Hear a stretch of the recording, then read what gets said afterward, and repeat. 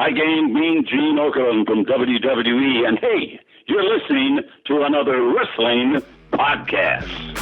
It's time for another wrestling podcast.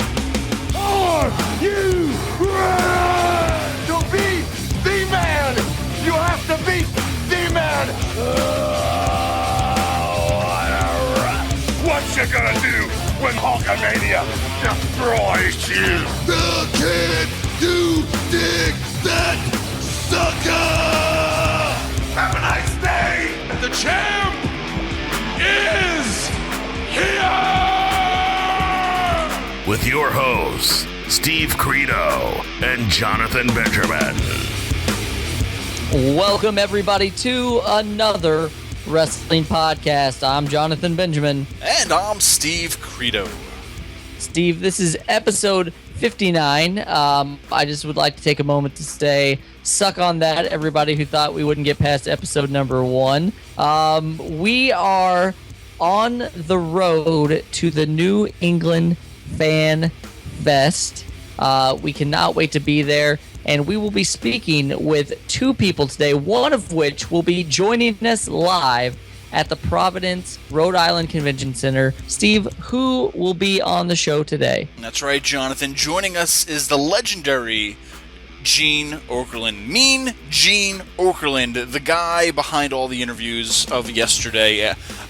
Jonathan, can't say enough about Mean Gene. He's in the house today. He's also going to be in the house at New England Fan Fest. Guys, newenglandfanfest.com.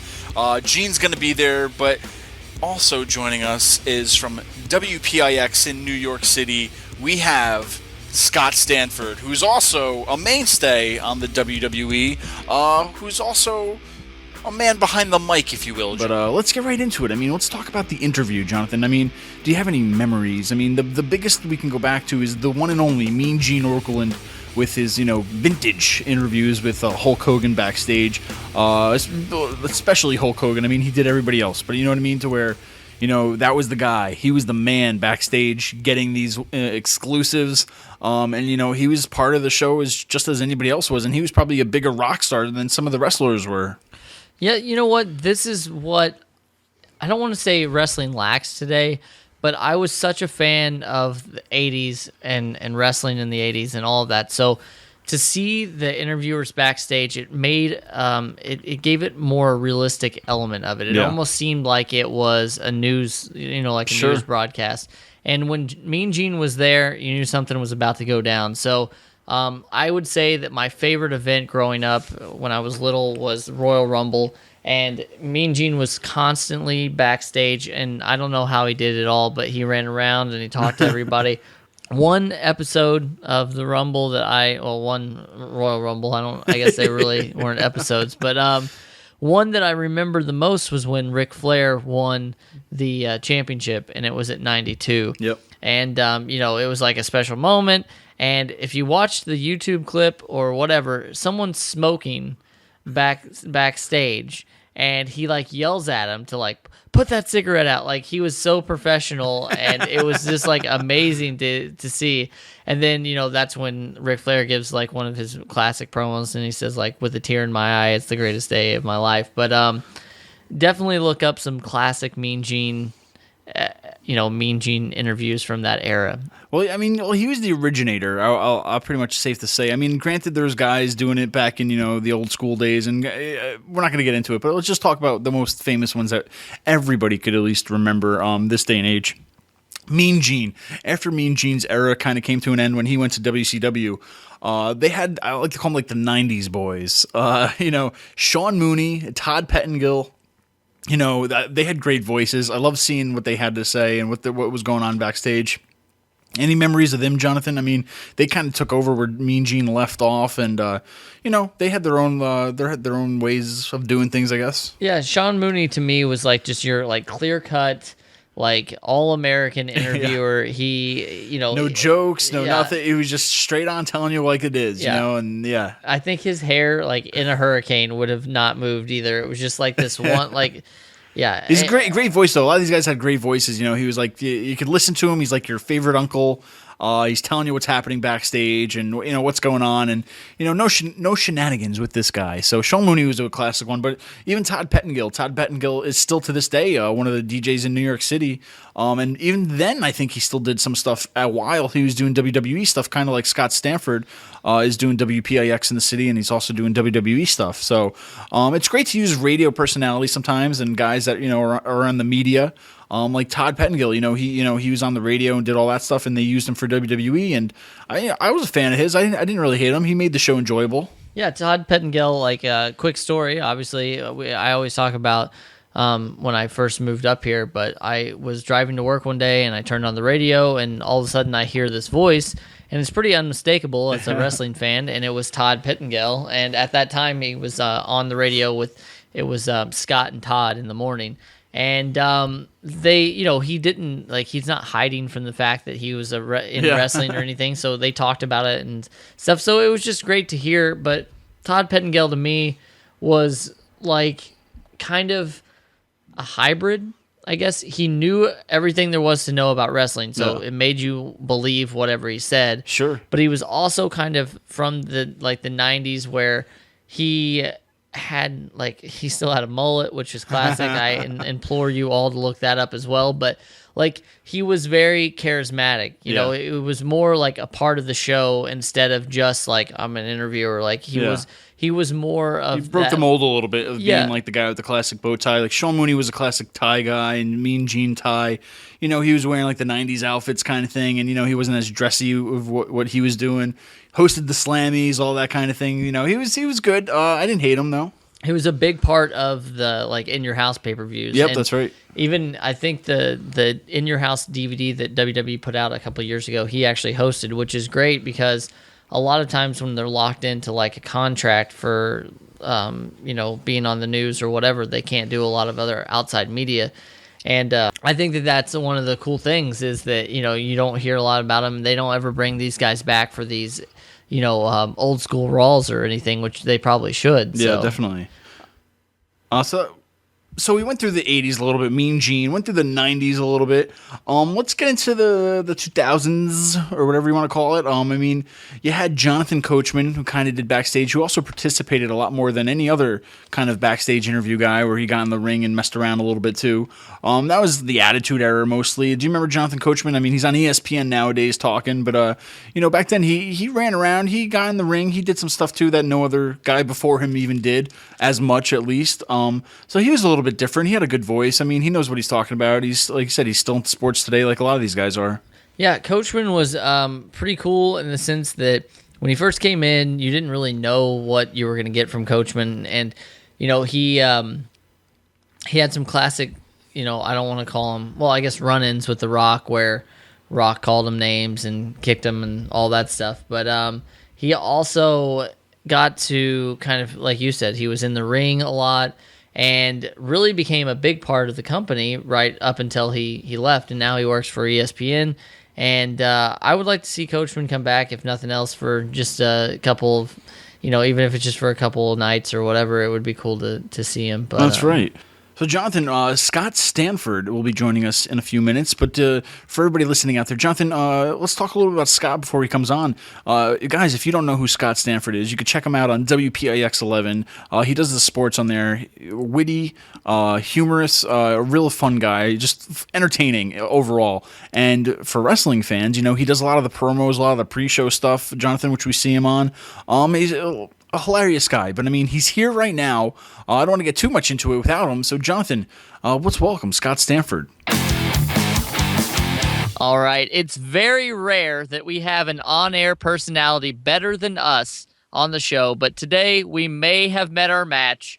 He is the 2002 and 2003 recipient of the Air Award, which recognized him as the best radio sports anchor in New York City market, as well as a New York Emmy Award-winning sportscaster for on-air camera achievement.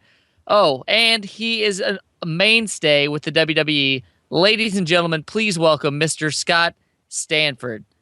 Well, that was some introduction. I don't know if I'm better than you guys, but that was a very nice introduction. By the way, you forgot just this past Saturday picking up my 5th Emmy Award. 5 for on-air sports anchor here. I don't know if you guys wanted to mention that. I figured I'd bring it up anyway. Well, we thank you so much for joining us tonight. How are you doing? Good, guys. Glad to be on with you today. Well, you said it. Congratulations on winning yet another New York Emmy Award this past Saturday for your work with Pix 11 News. It's not every day we have an Emmy Award winner on the show. How does it feel to be recognized on such a large scale? Oh, it's great. It was funny when I won the award. I was up against three other guys who are huge names in New York: Al Troutwig, who's part of Madison Square Garden, Bob Lorenz, who's on the Yes Network, and Bruce Beck, who's been a big sportscaster in New York on NBC. I know all those guys were all friends.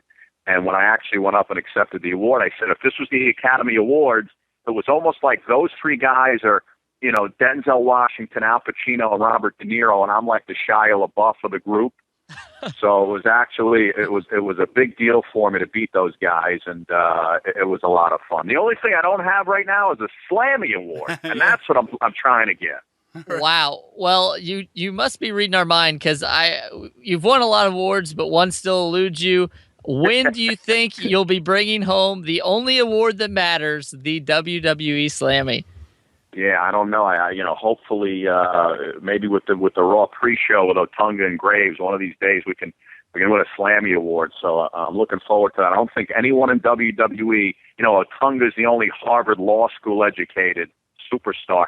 I'd be the only guy who won an Emmy and a Slammy in one career, which would just be phenomenal. Well, I write you in every year, so let's hope that counts. I appreciate that. All right, well, let's back up a little bit. Can you give us some background briefly on how you became an award-winning sports anchor that you are today? Well, you know what, guys? I've been, I wanted to be a broadcaster since I'm a little kid. I mean, I was born with a microphone in my hand, and I was always doing talent shows at school and pretending to be.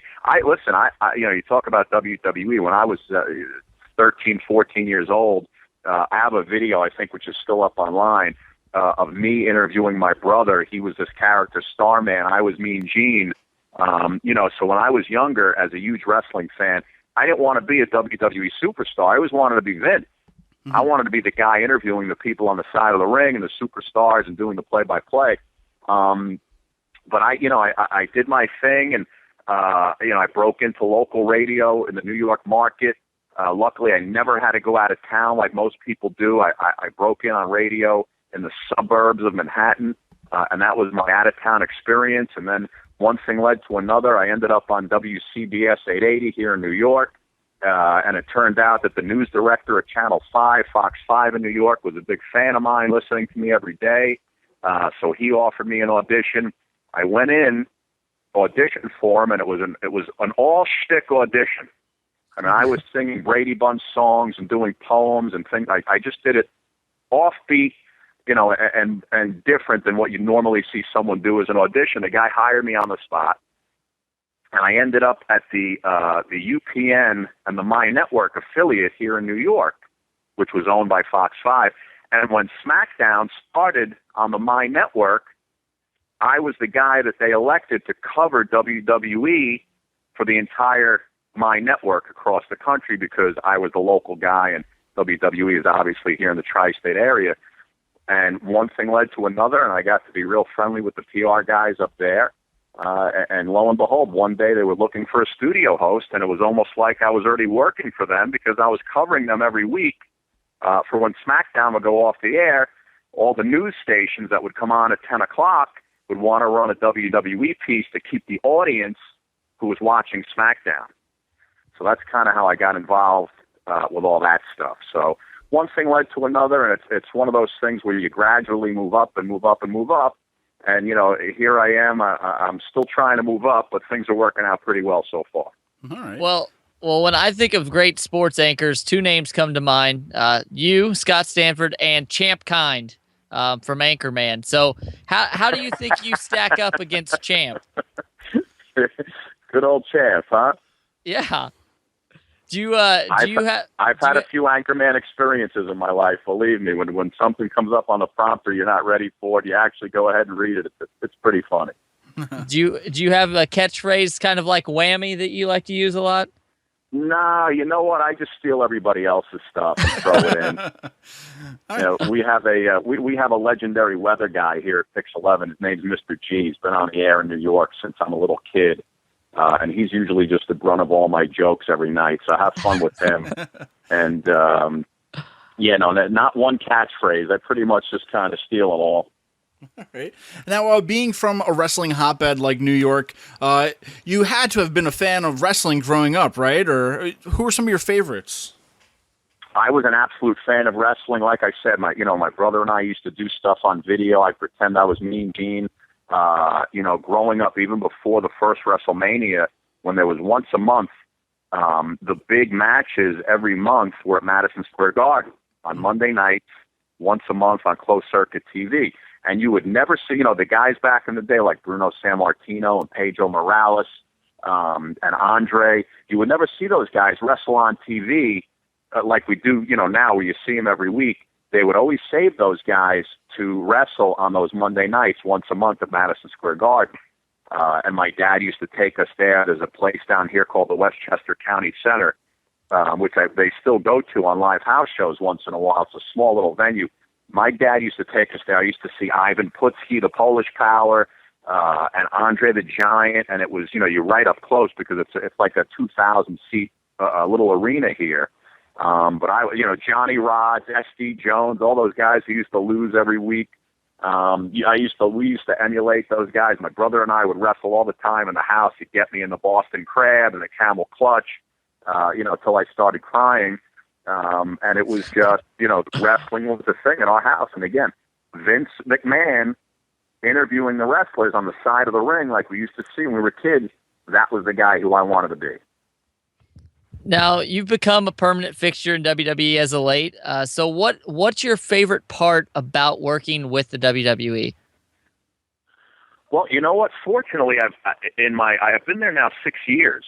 And it's funny because when I first started, I was working in the studio. And, the way it works with WWE is you can get a phone call at any time to do anything, whether it's a month from now or tomorrow. And one day, I get a call. I was at NBC, Channel 4 in New York, doing my weekend shift. I get a call from our boss at WWE. He says, hey, can you get to Wichita, Kansas on Monday? We'll set up the plane. He said, can you get there? I said, yeah, sure. What am I doing? I don't know yet. Just go. So I show up in Wichita, Kansas. I show up to the arena. I'm hanging out backstage with everybody. And it's, I think, 4 o'clock. The show starts at, Superstars would go on the air, I think, at 7 or 7:30. And I get a phone call, put your tie on, you're doing Superstars tonight. And I was like, I'm sorry, say that again? Put your tie on, you're doing Superstars tonight. You're calling Superstars with Jerry the King Lawler.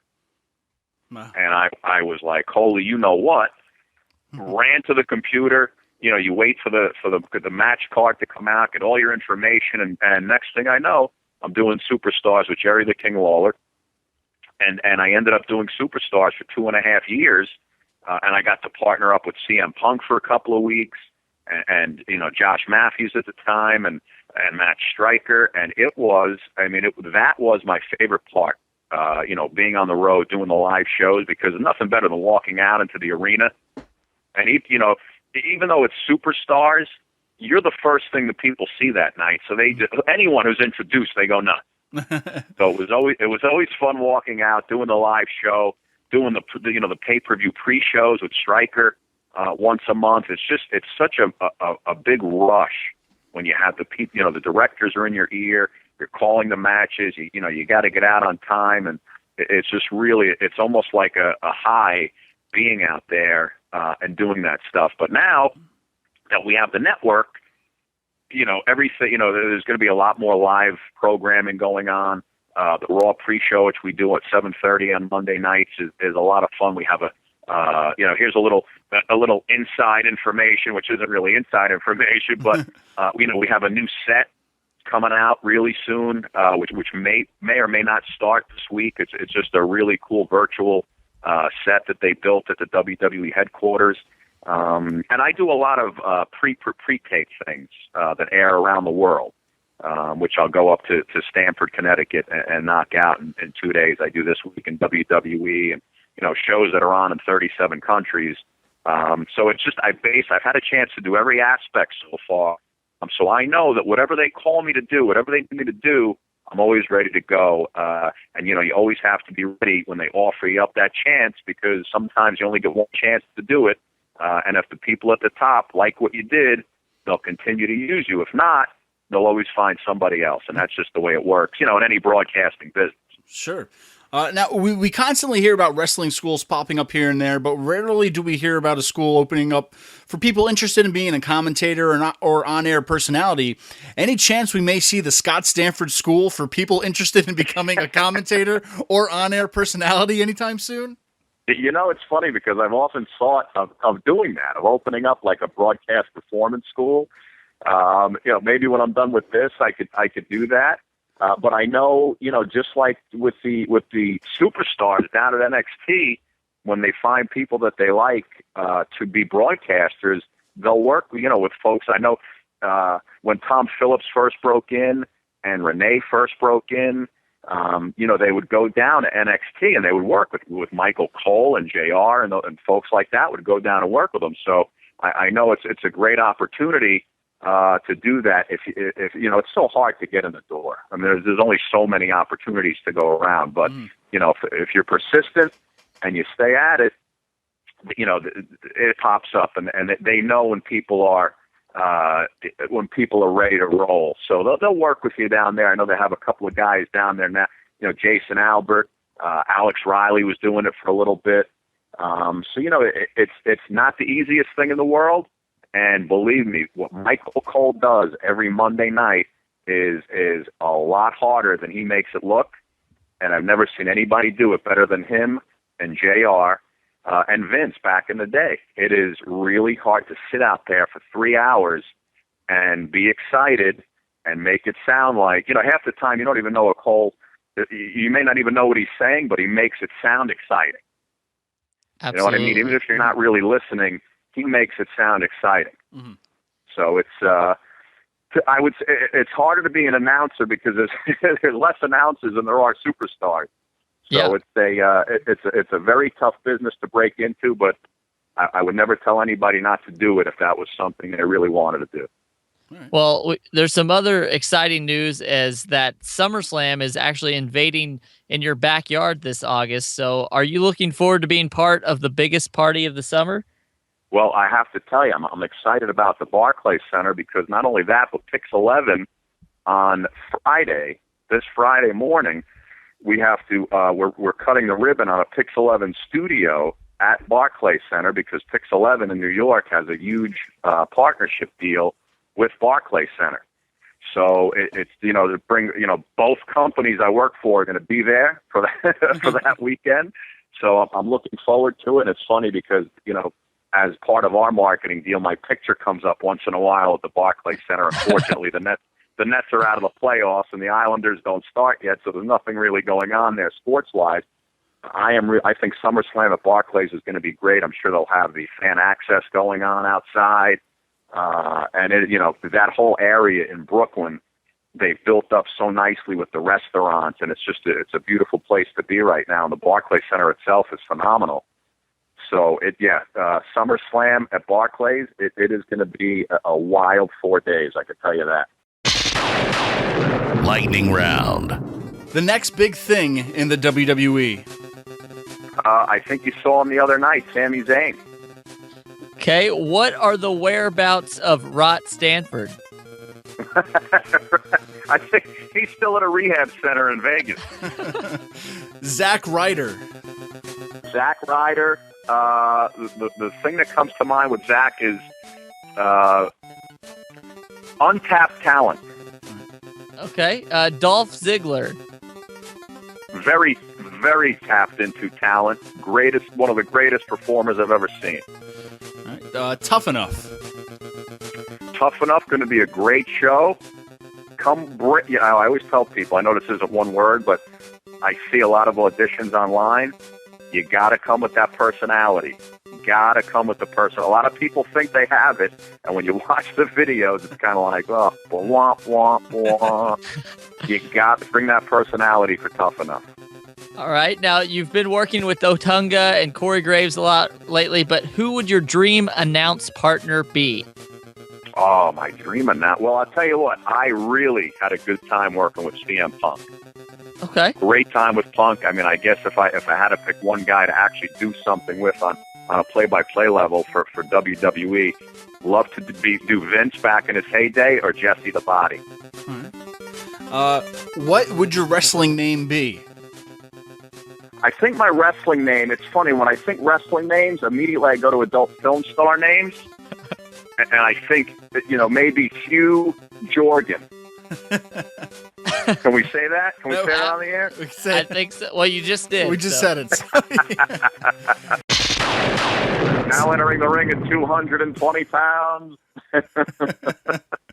Well, Scott, we barely scratched the surface today with you. We really appreciate your time tonight. And where can fans follow you and keep up with you on social media? My Twitter is at Scott Stanford 1. And that's really it. I do the Facebook stuff, but that's really just for kind of friends and family. So really at Scott Stanford 1 is the place to go. Anyone can contact me there. All right. Well, we really appreciate your time tonight, Scott. Thank you so much. All right, guys. Thanks a million. Anytime you want to do this again, let me know. Well, once again, we'd like to thank the Emmy Award-winning Scott Stanford, hopefully soon to be a Slammy Award-winning Scott Stanford. What a voice, man. I really got to practice and train my voice to be just like Scott. I mean, he's got that, that crisp, entertaining voice, and that's why he does what he does, I guess. Yeah, I wish that I could get like a bunch of books on tape by Scott Stanford. So that would be amazing. We talked a lot about these different announcers or backstage interviewers, if you want to call them that. And I remember there was kind of a shift after, Coachman and all that. You kind of got some of the people that you wouldn't necessarily ever think would be a part of, WWE. They weren't straight-laced like Sean Mooney. They weren't, as out there as Todd Pettengill. And they weren't, they didn't look like Coachman who could, double as a wrestler or whatever. So you had people like Josh Matthews who actually tried out to be a wrestler on Tough Enough. Yeah, that's right. And then you had people like Kevin Kelly who had a great voice, but you just, you knew he was never going to get involved in any wrestling. And then all of a sudden you saw the guy who we have today is Michael Cole. He was the butt of every joke. DX threw him in the shower, gave him wedgies, flicked his ear. So, I don't want to say that this was an era where you kind of lost respect for the backstage interviewers, but I think that they kind of used them as props. Yeah, definitely. Really. It was kind of coming out of a serious times, and with Michael Cole, especially around that time, it was Attitude Era meets, a lot of humor and stuff backstage. So they didn't have to compete with WCW anymore. So they're just getting away with a lot of other stuff now since there's really no one to compete with ratings. So you had the funny stuff with Michael Cole. So, I mean, I guess he paid his dues to where he is now, and we can kind of take him more seriously.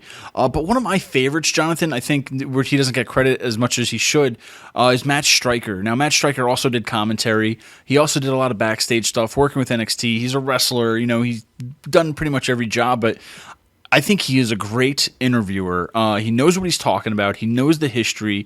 The man does his homework. And he was just always a great guy to listen to on commentary. It's a shame that they let him go. Especially out of anybody they could let go, you let go a guy who knows your company, knows your business, knows the history, and it's a shame sometimes to where you get rid of people like that to where he actually helped the product in my point of view. But he was just always a good guy to listen to. I don't know. It's just one of my favorites I wanted to bring up. Yeah, with Matt Striker, he was just kind of, once again, they switched everything up again. He was kind of like the hybrid of the new decade because he knew everything about wrestling and he made you believe it, and he gave realism to the sport that I really, really enjoy. So Matt Striker is an amazing color commentator, and I know that him and Vampiro have been doing some commentary together lately, so I'm very excited to see what the future holds for Matt Stryker. Definitely. Now, Jonathan, we talked about a lot of the past, a lot of the present, but the future right now, I think everybody loves, is this the Renee Young.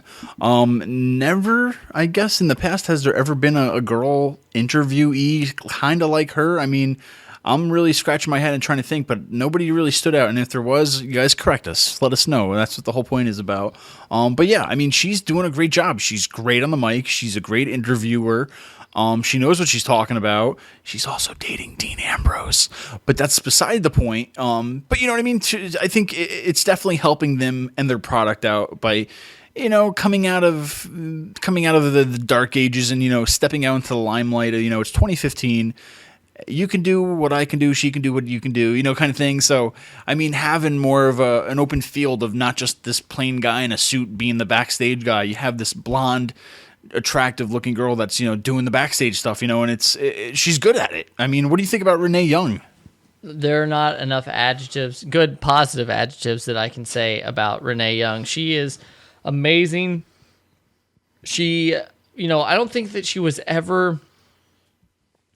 she's been a fan of wrestling, but a lot of these other people, she came from a broadcasting background. So obviously she knows how to talk and all that stuff. But every time that I hear her, or she's constantly getting better, but it just sounds like she's talking, like having a conversation with you. And that's what's missing. And she's very excited about the product. So, we were talking about things, and sometimes if we had to talk about, the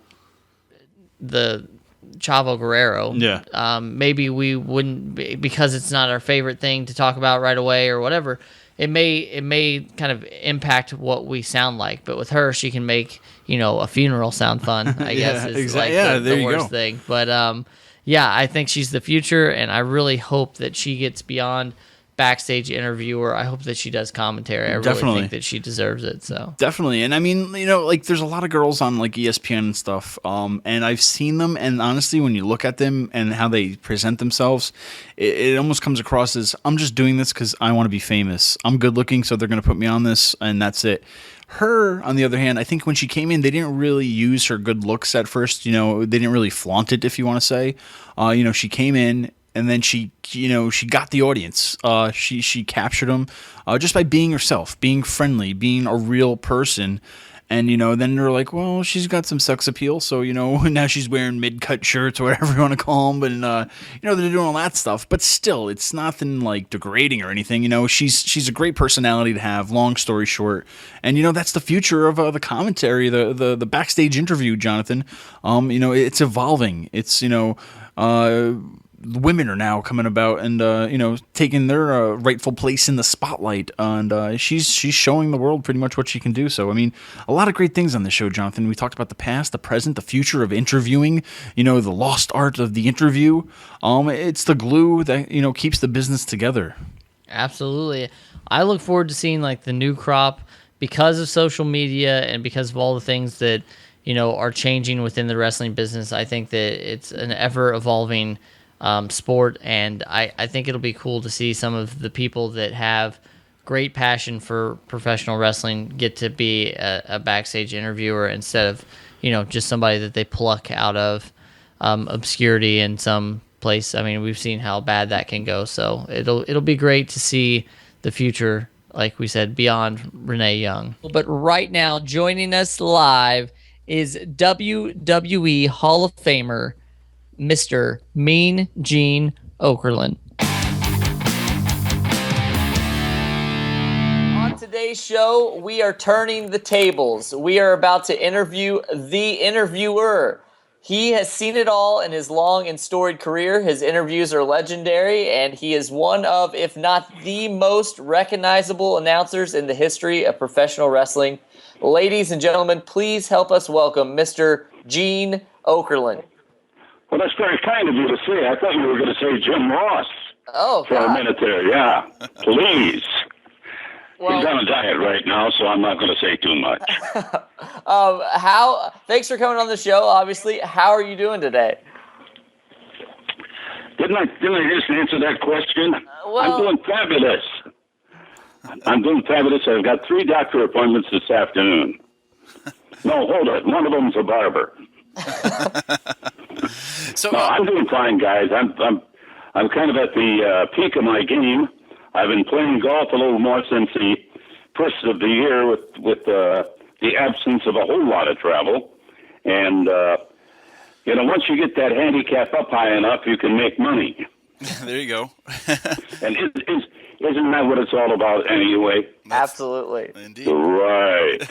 So, Mean Gene, professional wrestling has had its ups and downs as far as popularity over the years. What do you think about the current state of pro wrestling?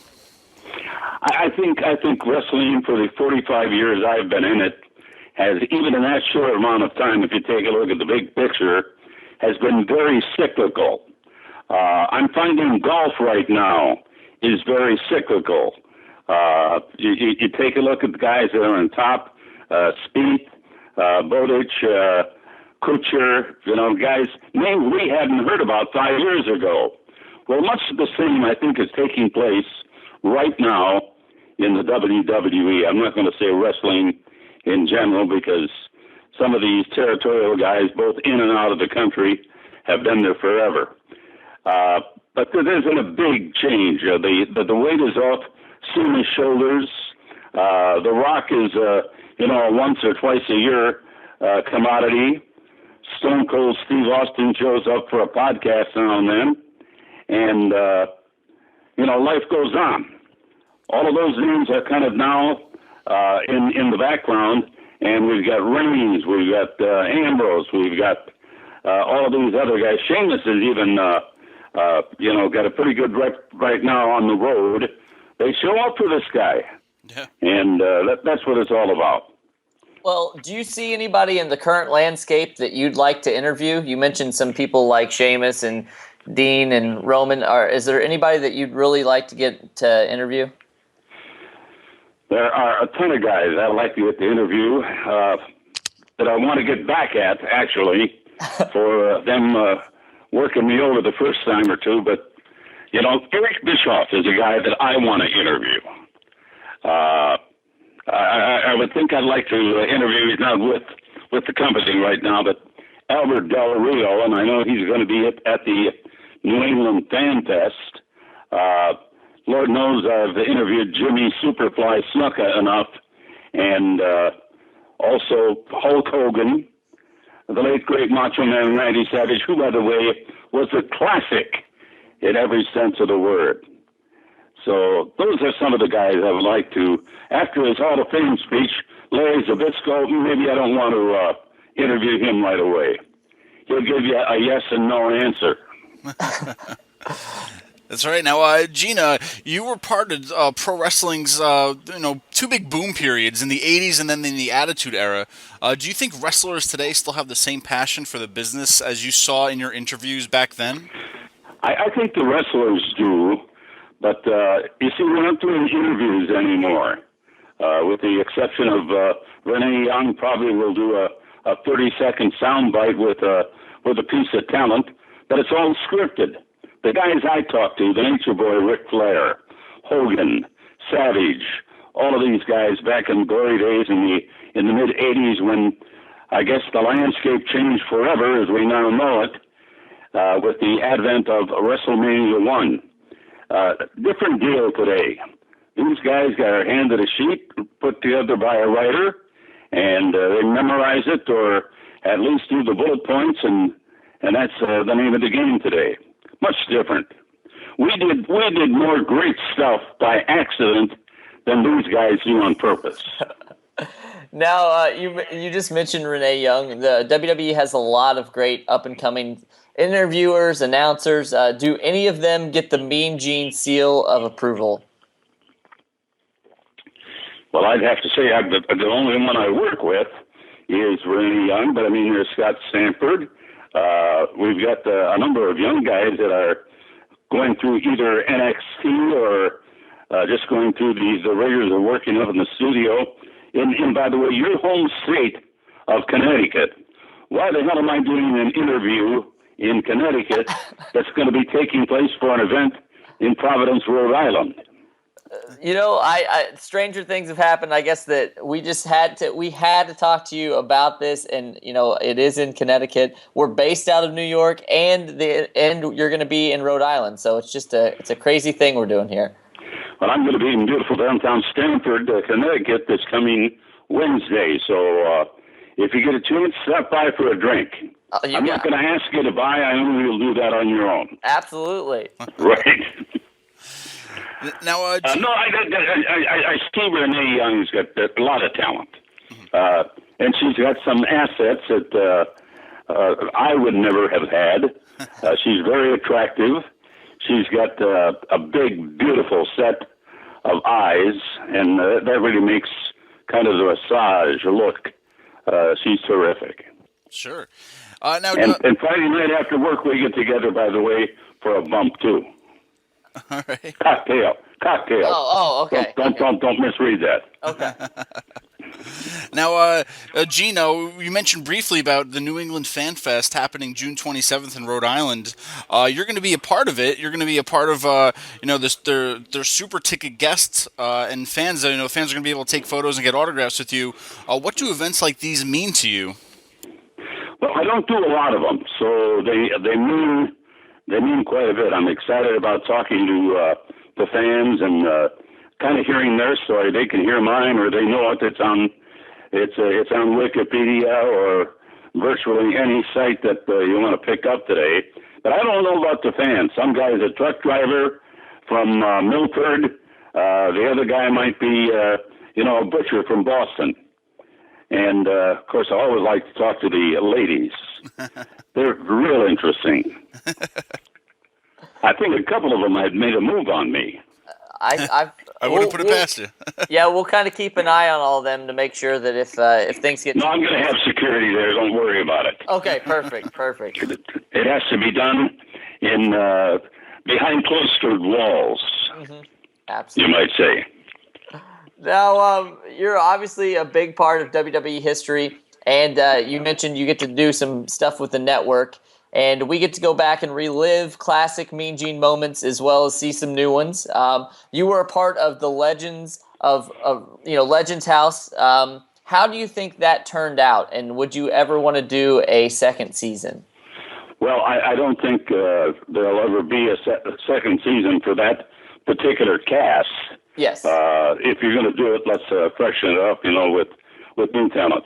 Ted DiBiase, by the way, the $1 Million Man, was not in the Legends House 1. And so were a whole lot of other guys.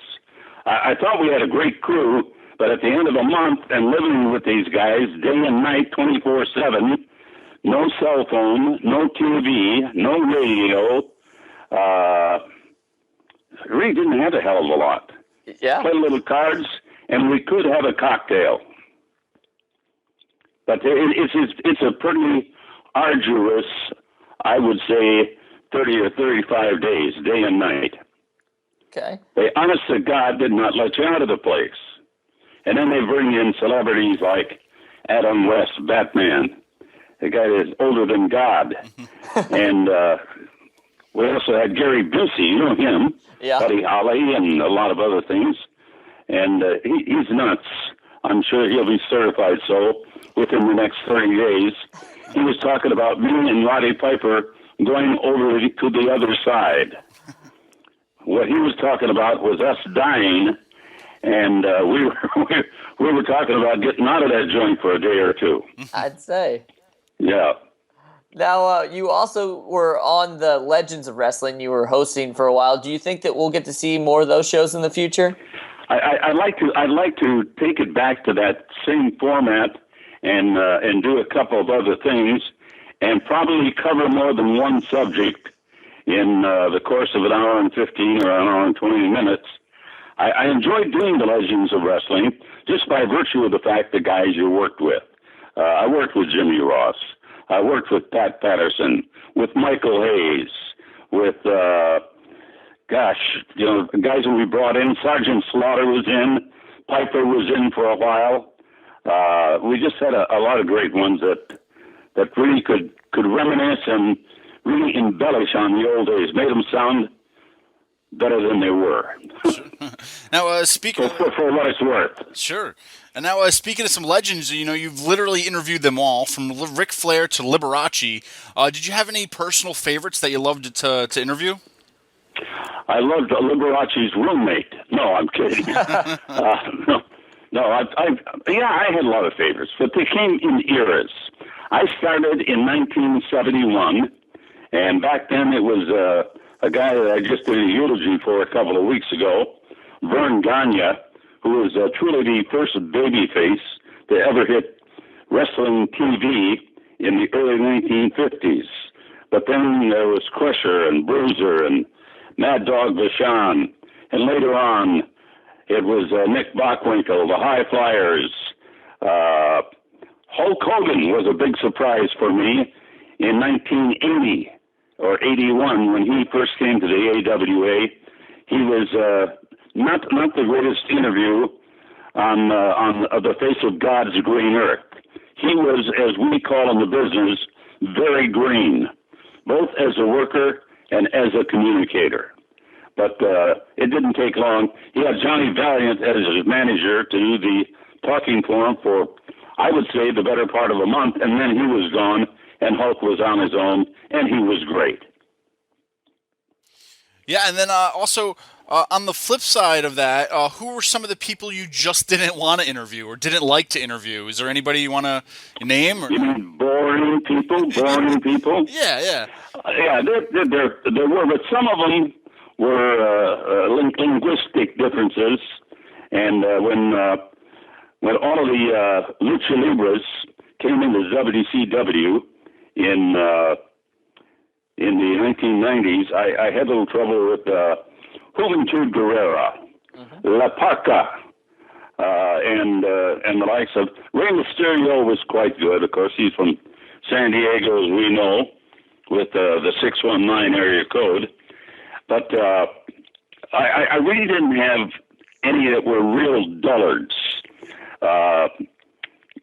Some of the guys in WCW, Glacier was a little tough to get anything out of. So what we did there is we'd crank that down to about 30 or 40 seconds and get the message across that he was going to be facing Mike Graham or somebody else. And the guys that could talk, Ric Flair was entertainment standing up or laying down. You couldn't deny this guy. I mean, God, he had heart attacks in the ring, and it was just great. I enjoyed working with him as much as anybody. But Hogan was the guy that really first teamed it up very big. Yeah. That's a phone. Don't even think about it. I can't find it anyway. That's right. On with our conversation. Absolutely. Now, I don't know if anybody's ever made this connection or not, but you, Shawn Michaels, and NXT wrestler Tyler Breeze have something in common. Well, actually, two things. Great looks, and you all sang your own theme song. So did you enjoy getting to sing Tutti Frutti? Well, I did, because I sang that when I was a kid, one of my favorite songs. Back then it was done by two people, originally Little Richard, and thereafter by the great Elvis Presley. And I'm sure a ton of people have done it since. But it's a great song. And by the way, Cyndi Lauper produced that little piece for us. Oh, wow, nice. Now, you've had some ventures outside of wrestling too. How did Mean Gene's Burgers and Pizza come about? Well, it came about through my nephew, who was the president of a food company that was a subsidiary of Schwann's. You know, the guys that drive around in the trucks. Yep. And they also have Red Baron and Tombstone Pizza and Tony's and all the good stuff you see in the supermarket. Sure. And they had a concept for a burger, but they didn't have anything they could really hang their hat on. And at that time, big names like Dave Thomas with Wendy's, Colonel Harlan Sanders with KFC, and other personalities were endorsing the products and doing much better than somebody on their own, with the possible exception of McDonald's and Burger King. And pizza, as you know, It's run by personalities today. Papa John's. Generic, it would be Pizza Hut and a couple of others, but the name, the personality kind of drives the brand. So that's what we used it for. And at one point we were up to 400, and I think we're down to about 120, but we've limited the failures. So it's a very volatile industry, and we're now both in college, university, and in military worldwide. And that is kind of the real big part of our business today. There's a few little mom and pops here and there, but not a big deal for us. Okay. Now, big deal for them, but not for us. Yeah, absolutely. Now, we talked about New England Fan Fest, and the day before the actual Fan Fest, you're going to be part of a VIP dinner that starts at 6 p.m. Tickets are still on sale for that right now. You're going to be joining some elite company the night. Such guests as Larry Zbyszko, Zeus, Maria Kanellis, Jim Ross, Eric Bischoff, and Tony Atlas. Are you excited to catch up with some of these old friends? Real excited to catch up with Tony. He was my roommate in the Legends house. That drove me nuts. He had noises coming out of every part of his body. Now, you mentioned that you got to, you'd like to... Hey, are we being censored here? No, not at all. You guys aren't beeping me out, are you? Nope, no way. Oh, okay. Now, No, I'm looking forward to seeing a lot of these guys. I saw Eric a couple of months ago. I look forward to seeing him. I also look forward to seeing Bill Goldberg, although I don't know if Bill is going to be at that Friday night dinner, but he's certainly going to be very present on Saturday. Another guy I want to see is, since he kind of got the spanking, would be Alberto Del Rio.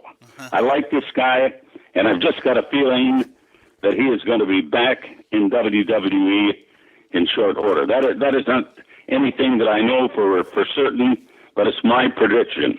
All right. And I predicted American Pharaoh, so there you go. This guy can pick a winner. Howard Finkel, who couldn't miss him? Now, Gene, also on that Saturday night, you were going to be inducted into the Hall of Fame by Howard Finkel. Are you happy about becoming a new Hall of Famer over there for the New England Pro Wrestling Hall of Fame? I indeed am. And if you recall, I was the one that introduced or presented Howard Finkel into the WWE Hall of Fame. Yep. Yeah, and he's kind of in the announcing and celebrity wing with myself and a lot of guys. Schwarzenegger, Trump, they're all in there. You know, you wonder where they come from in wrestling. Hell, we even had Pete Rose inducted into the WWE Hall of Fame. I think that was back in 2004 in New York. And he did tell me one thing. He confided. He never bet on wrestling. well, we also just found out that you're going to be part of a Q&A session hosted by Howard Finkel. So is there anything, I guess we shouldn't ruin this, but is there anything that you don't get asked by fans and that you've always wanted to talk about? Maybe we can start getting some good questions going here. Well, there are a lot of things. Fans have got their own opinions of what happens in and out of the ring and with various personalities. There was a time when Hulk Hogan was booed out of the house. I don't know if you recall that, but how kind of the moods and the attitudes towards certain talent can change. There was a match between Paul Orndorff and Hulk Hogan. Guess who was the babyface? Orndorff. Hogan was the heel. I was there, knocked me right off my feet. Lightning round. Do you have a favorite adult beverage? I have a favorite adult beverage. I like to have a Kettle One dirty with a blue cheese stuffed olive with a glass of ice water back. No vermouth. Don't poison the good stuff. Your thoughts on Ric Flair?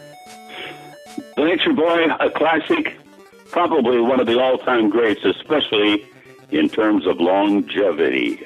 Longevity. He's in Europe right now, working one-nighters. All right, how about Vern Gagne? Vern Gagne was the guy that kind of started it all. He broke in. His main opponent was a gentleman by the name of Gorgeous George, who wore a robe, very much like a lady's housecoat back then, and he carried bobby pins with him. Actually, Gorgeous George, this flamboyant guy with the atomizer spraying people and taunting them, was an introverted farm boy from Nebraska by the name of George Wagner. So there's a big difference in those two personalities. Okay, what is your favorite memory of Bobby Heenan? I got too many of them to share them, but we had some classic moments together. You know, he and I were dating at the same time, Mae Young and the fabulous Moolah. And we had a lot of fun with those gals, by the way. I'm sorry to say they're gone, but I had no part of that. Yeah? Yeah, they died of natural causes. I think the line was old age. Yes. Right. All right, how about Vince McMahon? Vince McMahon, pure genius and a workaholic. And that says it all. Okay. Lastly, Mr. T. Mr. T is a piece of human garbage. I inducted him also into the Hall of Fame a couple of years back. But, God, he wouldn't show up on time for appearances. He kind of went against the grain. One time we were going to do an interview, and he says, I can't do it, brother. I got to get up in that limo, get my head straight. And I says, well, that's a little bullshit for me, because I'm standing here with the microphone and ready to do it now. He did the interview. Laying down the law. All right, Well, you got to. Otherwise, some of these guys, they'll do it when they want to or feel like it. And that's not the way we play the game. There you go.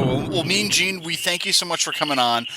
Where can the fans keep up with you these days? I know now everybody's into the social media universe with Twitter and Facebook. Is there places where fans can reach out to you or website? Yeah, they can, both on Facebook and Twitter. And I, like you gentlemen, am talking to a major distributor of podcasts, but I wouldn't be able to start something like that until this fall. Just too much to do in the summer. All right. Too much fun to have. Yeah, that's right.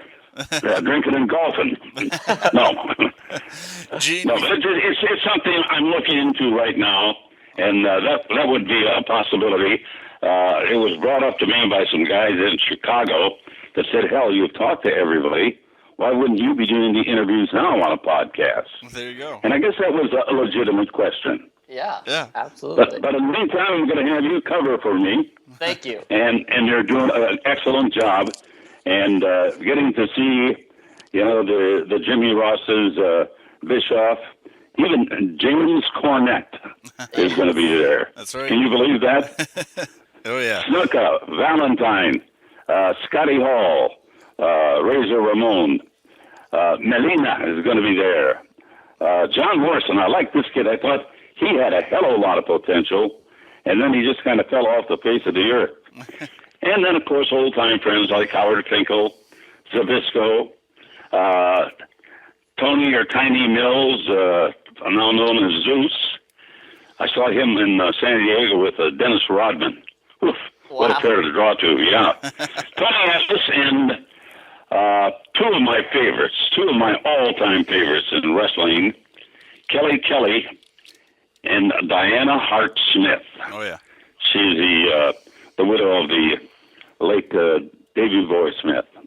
But she's got a son by the name of Davy Boy, Harry, but he's going to be there. Oh, Tatanka. Don't forget Tatanka. That's right. We'll be there. That's right, you And guys. I'm assuming you guys are going to run up. Oh, yeah. For both the VIP dinner and the festivities on Saturday. We are going to be there. Yeah, we'll see you there, Gene. I'm looking forward to it. And guys, thanks for your time today. I still cannot believe that we were just talking to Mean Gene Okerlund. I can't say how many times in my childhood that I want to be that guy. So thank you so much for joining us today. We cannot wait to talk to you live at the New England Fan Fest, and we will see you all there shortly, June 27th. Community calendar. And coming up on July 18th from 12 to 2 p.m., Tito Santana will be in Beacon, New York at Tito Santana's Taqueria. No relation. But, guys, head on over to tacosantana.com. Head on over to anotherwrestlingpodcast.com. Find out more information how you can meet and greet Tito Santana and get a free taco. That's right, Steve. And we're also going to be at Northeast Wrestling's Wrestling Under the Stars for August 1st, 2015 in Fishkill, New York. You'll get to see such legends as Ric Flair, Mickie James, Alberto El Patron, Rey Mysterio Jr., the Young Bucks, Jerry the King Lawler, NXT's own Samoa Joe, Northeast Wrestling Champion Matt Taven, Brian Anthony, the genius Lanny Poffo, and much, much more. We also have June 22nd, George the Animal Steele will be joining us, talking about some legends. And speaking of legends, Jonathan, as we are headed on our way to the New England Fan Fest, we're going to be talking to Jim Ross on June 25th, the weekend right before Fan Fest. Guys, so what a lineup. A lot of great guests coming up in the next few weeks, so make sure you subscribe to us and don't miss a show. It's easy, guys. Head on over, like Jonathan said, anotherwrestlingpodcast.com. Click on all the buttons on the top, all the links from iTunes to Stitcher to Player FM to TuneIn. We're out there. Like us, follow us, and subscribe to us. And Jonathan, if you're looking for some clothes to wear and you don't really have anything to wear for a night out on the town, and maybe you're going to a wrestling show and you just need a new shirt, well, head on over to ProWrestlingTees.com/anotherwrestlingpodcast. Pick up some original AWP shirts. We want to thank all of our fans and listeners out there, so tune in next week for Another Wrestling Podcast.